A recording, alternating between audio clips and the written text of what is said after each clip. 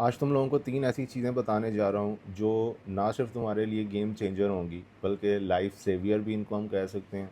Life in चीज़ों को implement करने से आसान हो सकती है और जब मैं तुम्हें बताऊँगा तो तुम लोग मुझसे रिलेट कर सकते हो कि यार ये सब वो चीज़ें हैं जो कहीं ना कहीं हम लोगों की लाइफ्स को परेशानी में रखती हैं या हम लोग अपनी लाइफ स्ट्रेस में गुजारते हैं इन चीज़ों की वजह से। Leave people where they are eight.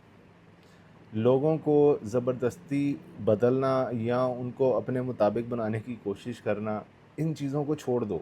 जो एक्चुअली तुम्हें तुम्हारे साथ रहना चाहेगा, वो खुद ही अपने आप को तुम्हारे लिए बदलेगा। अगर वो तुम्हें अपनी लाइफ में एक इम्पोर्टेंस देता है, तुम्हारी वैल्यू को समझता है, तो फिर वो डेफ़िनेटली खुद से तुम्हारे लिए एफ़र्ट करेगा।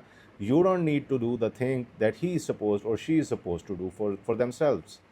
दूसरी चीज़ क्या है कि accepting the situations for what they are.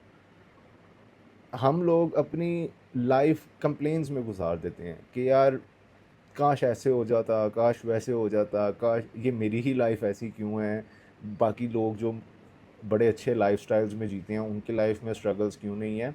तो एक चीज़ जो सबसे बेसिक है ना समझने वाली, वो ये है कि हर किसी का स्ट्रगल, हर किसी का सक्सेस और हर किसी की लाइफ डिफरेंट होती है एक दूसरे से। और अगर हम लोग यही चाहते रहेंगे हमेशा कि यार हर चीज़ हमारी मर्ज़ी के मुताबिक हो, क्योंकि हम अब वही कर सकते हैं जो हमारी मर्ज़ी है और हम हालात के मुताबिक सिचुएशंस को डील नहीं करना चाहते।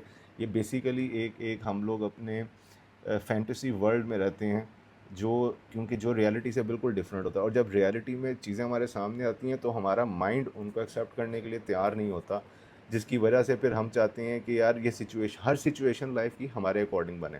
तीसरी और सबसे इम्पोर्टेंट बात है ना, वो है कि हर बात का जवाब देना ज़रूरी नहीं होता। Not everything deserves a reaction. हर बात पर रद्द अमल देना स्टार्ट कर देते हैं, सेंसिटिव हो जाते हैं बहुत ज़्यादा चीज़ों को लेके, तो उन चीज़ों का आउटकम तो कुछ भी नहीं होता। आप कई चीज़ों को, एक क्रिकेट की ज़ुबान में बोलते हैं वेल लेफ्ट, आप कई बातों को छोड़ते हैं, इग्नोर करते हैं। अगर आप हर चीज़ को रिस्पॉन्स देना स्टार्ट करेंगे, हर चीज़ को आपको बॉदर करने स्टार्ट लग जाएगी, तो एक्चुअली आप ओवर थिंकिंग के पेशेंट बन जाएंगे।